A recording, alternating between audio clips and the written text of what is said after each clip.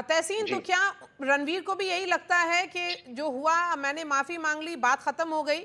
लेकिन ये मानसिकता भी दिखाती है, ये दिखाता है कि आप हिट्स, लाफ, लाइक्स, सब्सक्रिप्शन के लिए कुछ भी बोल देंगे और आपको लगता है माफी मांगने से बात खत्म हो जाएगी।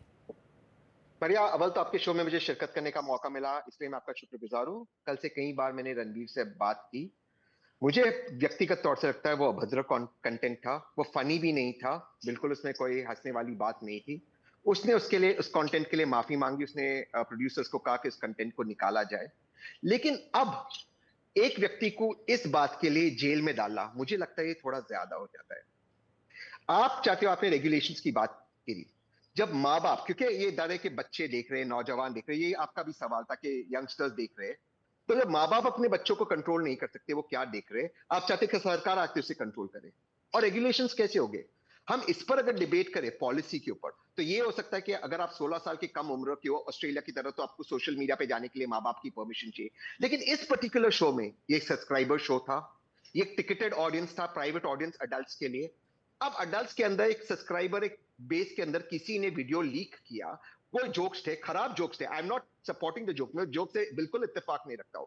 तो आप चाहते हो कि ये व्यक्ति जेल में जाए, जबकि उसने माफी मांगी है। फ्रीडम ऑफ स्पीच वहां पर समाप्त होता है जहां पर वायलेंस शुरू होता है। फ्रीडम ऑफ स्पीच वहां पर समाप्त होता है जहां पर आप किसी का आप शोषण करते हो, जहां पर आप किसी को हर्ट करते हो।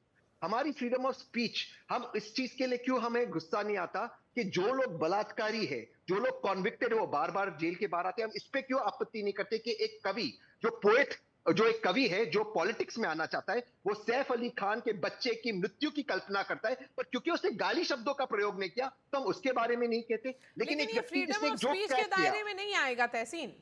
फ्रीडम ऑफ स्पीच का मारिया, मतलब ये नहीं कि आप रिस्पॉन्सिबल बयान ना दें।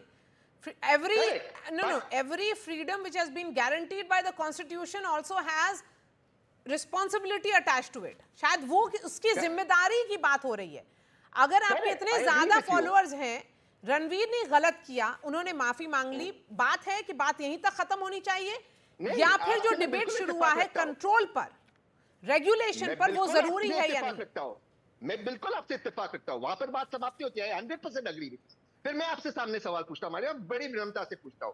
जो सिंगर्स ड्रग्स के ऊपर गाने बनाते, ड्रग्स के ऊपर, ड्रग्स लेने पर, और उनको बड़े बड़े सरकारी अवार्ड से नवाजा जाता है, और सरकारी और सूबों के लिए वो कैंपेनिंग करते, जो प्रोड्यूसर सॉफ्ट पॉर्न बनाते और वो सारे मुख्यमंत्री और प्रधानमंत्री जी से मिलते, उन पर क्यों एक्शन नहीं होता? चलिए सुदीप रेगुलेशन पाल सब जी, पर करो, इसका फिर जवाब आप पॉलिसी ही पे, दे दीजिए। फिर एक सेकेंड, फिर पॉलिसी पे बात करो। व्यक्ति विशेष बात मत करो। या तो हम पॉलिसी पे बात करें, लेकिन एक व्यक्ति ने जोक क्रैक किया, उस जोक से किसी का नुकसान नहीं नहीं हुआ। आप नहीं अफेंड हो नहीं सकते नहीं हो, नहीं, शर्मा साहब अफेंड हो सकते। Completely you disagree. Can not put नहीं, समबडी एकदम इन सही जेल। नहीं है।